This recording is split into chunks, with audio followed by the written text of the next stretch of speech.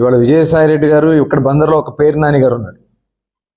ఇక ఆయన అయితే ఎక్కడి నుంచో దిగొచ్చినట్టుగా మాట్లాడుతూ ఉన్నారు. నెల రోజుల్లో ఏమీ చేయలేదంట. నీ కళ్ళు పోయినాయా, లేకపోతే ఆయన కామంతో ఆయన కళ్ళు మూసిపోయినాయి. విజయసాయిరెడ్డి గారు నీకు దేంతో మూసిపోయిందో చూసుకో ఒకసారి. డబ్బు మతంతో మూసిపోయిందేమో, మొత్తం లాగుతాం బయటికి. నీ ఆస్తులు మొత్తం వివరాలన్నీ మా దగ్గర ఉన్నాయి, కట్టలు ఉన్నాయి. రేపు ఖచ్చితంగా వీటన్నిటి మీద ఎంక్వైరీలు జరుగుతాయి. నీ ఎక్కడ దాచినా మొత్తం కూడా బయటికి తెస్తారు. కళ్ళు మూసుకుపోయి మాట్లాడుతున్నావు, ఒళ్ళు దగ్గర పెట్టుకుని మాట్లాడాడు పేరు నాని గారు. ఒళ్ళు దగ్గర పెట్టుకుని మాట్లాడకపోతే తగిన బుద్ధి చెప్పారు ప్రజలు. ఇంకా సిగ్గురాల, సిగ్గు శరం లేకుండా బయలుదేరుతున్నారు. ఇవాళ ఇసుకిచ్చాం, ఇవాళ డిఎస్సి కండక్ట్ చేయబోతున్నాం, పెన్షన్స్ ఇచ్చాం. మీరు అక్రమంగా దోచుకోవాలన్నటువంటి ఇల్లు పట్టాలన్నీ కూడా దోచుకోవాలని మీరు ప్రయత్నం చేశారే, భూ హక్కు చట్టం ఇవాళ దాన్ని రద్దు చేస్తున్నాం. ఈ భూ హక్కు చట్టం ద్వారా మన ఆస్తులు మన దగ్గర ఉండవంట. మన ఇంటి డాక్యుమెంట్స్ జెరాక్స్ కాపీ మన దగ్గర ఉంటుందంట. ఒరిజినల్స్ అన్నీ వాళ్ళ దగ్గర ఉంటాయంట. అవి తీసుకుని వాళ్ళ అప్పులు తాకట్టు పెట్టేసే అవకాశం కూడా ఉంది. ముఖ్యమంత్రి ఆల్రెడీ పెట్టేశారు చాలా. అసలు మన భూముల మీద ఏదన్నా లీగల్గా ఫైట్ చేయాలన్నా మన చేతుల్లో ఉండదు. దాన్ని అధికారిని ప్రైవేట్ వాళ్ళు పెట్టుకుంటారంట. గతంలో ఏదైనా ప్రాబ్లం వస్తే మనం ఎంఆర్ఓ చెప్తాం, కలెక్టర్ గారు చెప్తాం, అక్కడ కూడా పరిష్కారం కాకపోతే కింద కోర్టుకు వెళ్ళి పోరాటం చేస్తాం. ఇంకా ఇవేం లేవు. ఎవరినో ఒక సొంత ప్రైవేట్ మనిషిని పెట్టుకుంటారు, అడ్డగా దోచేస్తారు. ఎవరైనా వెళ్ళి లబోదీపం అంటే సెటిల్ చేస్తారు. సెటిల్ చేయకపోతే కోర్టుకు వెళ్ళడానికి కూడా దిక్కుండదు. మొన్న విజయసాయిరెడ్డి గారు ఆయన పైన వచ్చినటువంటి ఆరోపణల పైన సమాధానం చెప్పలేక మీడియా పైన, అక్కడికి విచ్చేసినటువంటి విలేకరుల పైన అరే ఒరే అని మాట్లాడటం అనేది సభ్య సమాజం సిగ్గుపడే విధంగా ఉంది. నిజంగా ఒక బాధ్యత కలిగినటువంటి ఒక పార్లమెంట్ రాజ్యసభ సభ్యుడు ఈ రకంగా ఇంత దుర్మార్గంగా ఆయన పైన స్వయంగా ఏదైతే ఆరోపణలు వచ్చినాయో, ఆరోపణలు చేసింది ఎవరు? మీడియా కాదు కదా. సాక్షాత్తు ఈయన ఎవరైతే చెప్తా ఉన్నారో శాంతి అని, ఆయన భర్తే మదన్ మోహన్ కంప్లైంట్ చేశాడు. అక్కడ ఉన్నటువంటి ఎండోమెంట్ కమిషనర్ ఆవిడ్ని సస్పెండ్ చేశారు. దాని మీద విశాఖపట్నం దాకా పరిగెత్తుకెళ్ళి విశాఖపట్నంలో ప్రెస్ పెట్టి, అంటే అక్కడ భయపెట్టాలని, అంతే గతంలో ఆయన వాళ్ళందరినీ ఉపయోగించుకున్నాను అనే రకంగా వాళ్ళ మీద బెదిరిస్తూ ఉన్నాడు. ఇది చాలా సిగ్గుచేటు. ఆయన మాట్లాడినటువంటి మాటలు ఏంటి? మధ్యంతర ఎన్నికలు వస్తాయి, ప్రభుత్వం పడిపోద్దా?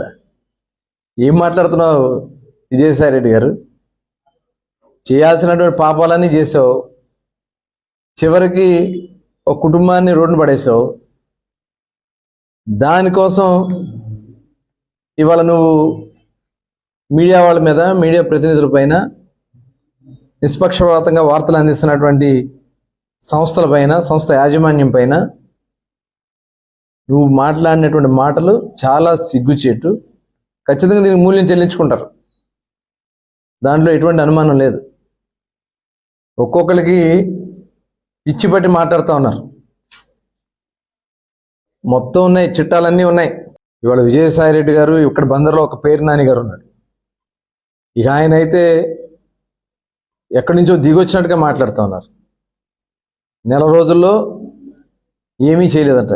నీ కళ్ళు పోయినాయా, లేకపోతే ఆయన కామంతో ఆయన కళ్ళు మూసిపోయినాయి. విజయసాయిరెడ్డి గారు నీకు దేంతో మూసిపోయిందో చూసుకో ఒకసారి.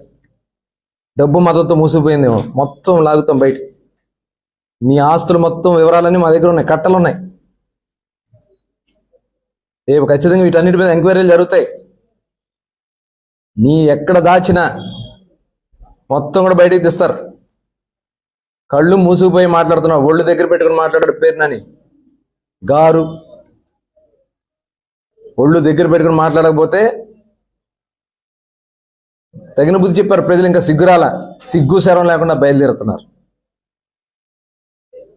ఇవాళ ఇసుకిచ్చాం, ఇవాళ డిఎస్సి కండక్ట్ చేయబోతున్నాం, పెన్షన్స్ ఇచ్చాం. మీరు అక్రమంగా దోచుకోవాలన్నటువంటి ఇల్లు పట్టాలన్నీ కూడా దోచుకోవాలని మీరు ప్రయత్నం చేశారే, భూ హక్కు చట్టం ఇవాళ దాన్ని రద్దు చేస్తున్నాం. ఈ భూ హక్కు చట్టం ద్వారా మన ఆస్తులు మన దగ్గర ఉండవంట, మన ఇంటి డాక్యుమెంట్స్ జెరాక్స్ కాపీ మన దగ్గర ఉంటుందంట, ఒరిజినల్స్ అన్ని వాళ్ళ దగ్గర ఉంటాయంట. అవి తీసుకెళ్ళి వాళ్ళ అప్పులు తాకట్టు పెట్టేసే అవకాశం కూడా ఉంది. ముఖ్యమంత్రి ఆల్రెడీ పెట్టేశారు చాలా. అసలు మన భూముల మీద ఏదన్నా లీగల్గా ఫైట్ చేయాలన్నా మన చేతుల్లో ఉండదు. దాన్ని అధికారిని ప్రైవేట్ వాళ్ళు పెట్టుకుంటారంట.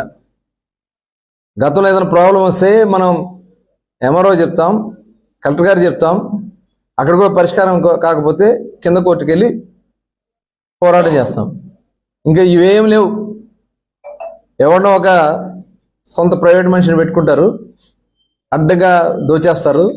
ఎవరైనా వెళ్ళి లబోదీపం అంటే సెటిల్ చేస్తారు, సెటిల్ చేయకపోతే కోర్టుకు వెళ్ళడానికి కూడా దిక్కుండదు. నిన్న విజయసాయి రెడ్డి గారు ఆయన పైన వచ్చినటువంటి ఆరోపణల పైన సమాధానం చెప్పలేక మీడియా పైన, అక్కడికి విచ్చేసినటువంటి విలేకరుల పైన అరే ఒరే అని మాట్లాడటం అనేది సభ్య సమాజం సిగ్గుపడే విధంగా ఉంది.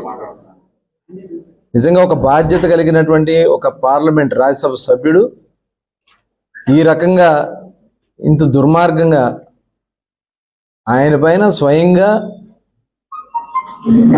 ఏదైతే ఆరోపణలు వచ్చినాయో, ఆరోపణలు చేసింది ఎవరు? మీడియా కాదు కదా, సాక్షాత్తు ఈయన ఎవరైతే చెప్తా ఉన్నారో శాంతి అని, ఆయన భర్తే మదన్ మోహన్ కంప్లైంట్ చేశాడు. అక్కడ ఉన్నటువంటి ఎండోమెంట్ కమిషనర్ ఆవిడ్ని సస్పెండ్ చేశారు. దాని మీద విశాఖపట్నం దాకా పరిగెత్తుకెళ్ళి విశాఖపట్నంలో ప్రెస్ పెట్టి, అంటే అక్కడ భయపెట్టాలని, అంతే గతంలో ఆయన వాళ్ళందరినీ ఉపయోగించుకున్నాను అనే రకంగా వాళ్ళ మీద బెదిరిస్తూ ఉన్నాడు. ఇది చాలా సిగ్గుచెట్టు. ఆయన మాట్లాడినటువంటి మాటలు ఏంటి, మధ్యంతర ఎన్నికలు వస్తాయి, ప్రభుత్వం పడిపోద్దా? ఏం మాట్లాడుతున్నావు విజయసాయి రెడ్డి గారు?